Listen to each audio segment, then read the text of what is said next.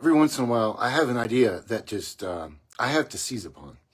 And today, I was calling the Department of Homeland Security, and I had this thought. I don't think there's a such thing as the Antifa comedy podcast. Resist, resist, resist, resist, resist, resist, resist. You cannot resist. Resist, resist, resist, resist, resist, resist. You cannot resist. So I thought, maybe I should look at creating an Antifa comedy podcast. And I just got the ball rolling. So effectively what I did here is, if I can figure this out, I can't figure it out. All right, so we'll do this. I came up with the theme of the Antifa comedy podcast. Here's the theme of the Antifa comedy podcast.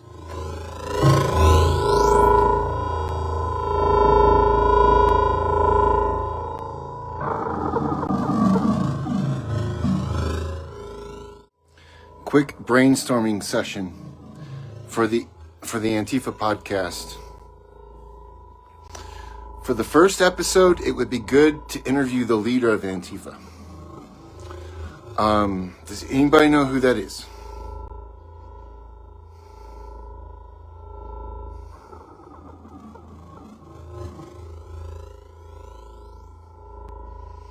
Okay, look, there's nobody in the chat. I looked it up. Maybe I should ask AI. I bet AI knows who the leader of Antifa is. Be right back. Okay, I got an answer from Meta on who the leader of Antifa is. And it says, Antifa isn't a single organization with a clear leader. It's more like a loose network of groups and individuals who share anti-fascist and anti-racist views. Okay, okay, well, maybe for the first episode of the Antifa comedy podcast, I can't interview the leader. I'll have to figure out what to do. Stay tuned.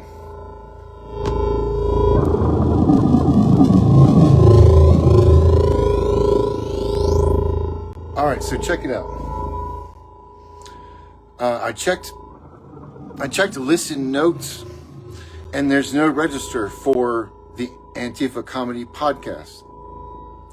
But if you've been following this podcast, then you already know that there's no leader of Antifa to interview. Which, if there's no organization, if there's no leader to interview, that doesn't leave much of a market for me to make a podcast for. So what I'm thinking is that this will be the Antifa comedy podcast and paid professional protest agitators podcast. But I'm probably going to have to make a new soundtrack for that podcast. Okay, I have to be quiet because my family's watching a movie upstairs. But I found a guy whose sister uses the Antifa hashtag on Twitter. I'm supposed to interview him here in the moment. I thought I would Facebook Live this interview. He hasn't shown up yet. So the Antifa comedy podcast, episode 1. We're just waiting for our first interview.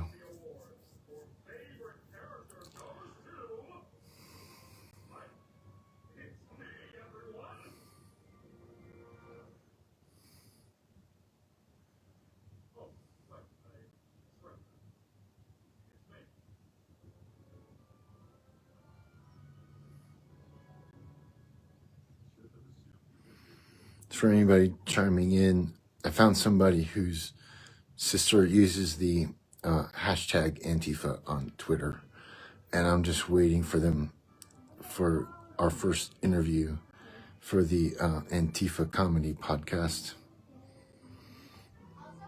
Hopefully soon.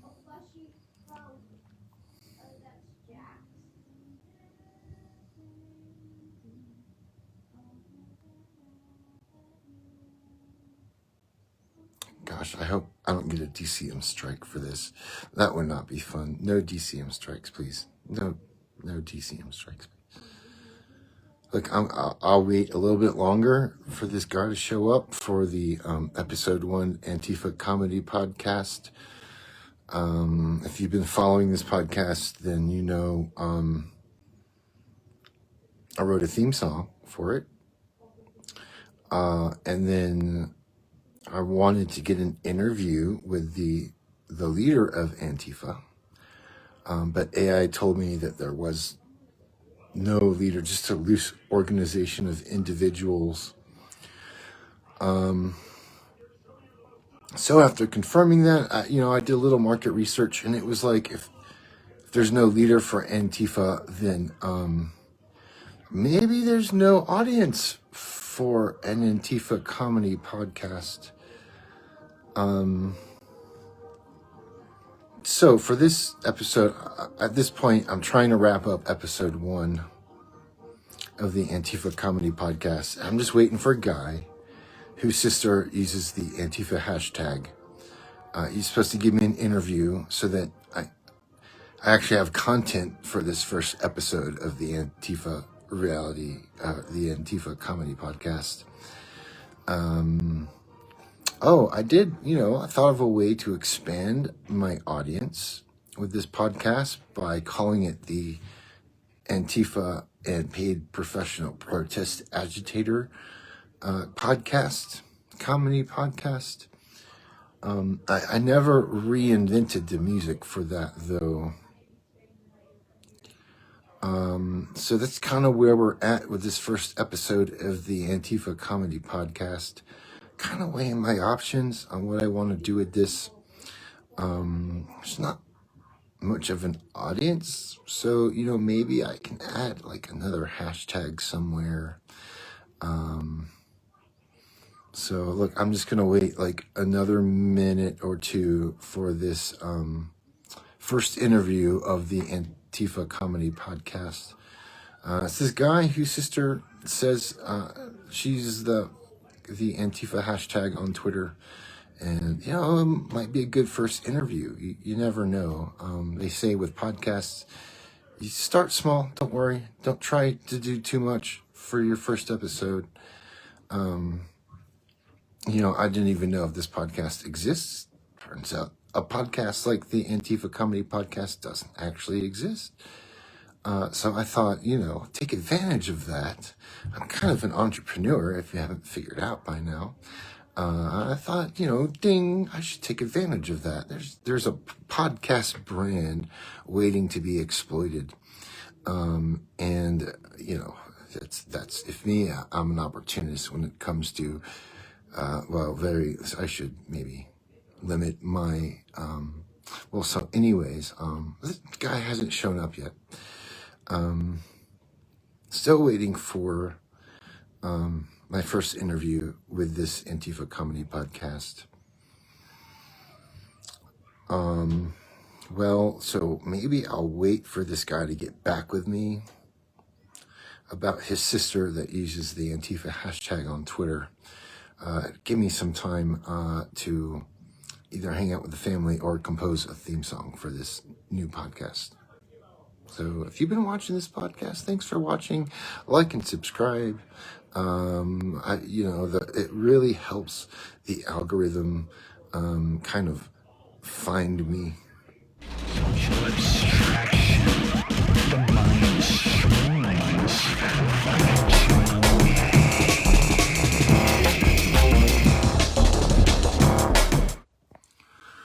Okay, I'm going to try this again. This is the Antifa Comedy Podcast, episode 1, season 1 conclusion. I started this journey. I made a call to the Department of Homeland Security, And it dawned on me that nobody was making an Antifa comedy podcast. And then I wrote a theme song for it. I looked to interview the leader of Antifa, and there was no leader. I asked Meta who the leader was. Was there any kind of organizational structure? And Meta said no. It's loosely organized around just individual preference, opinions.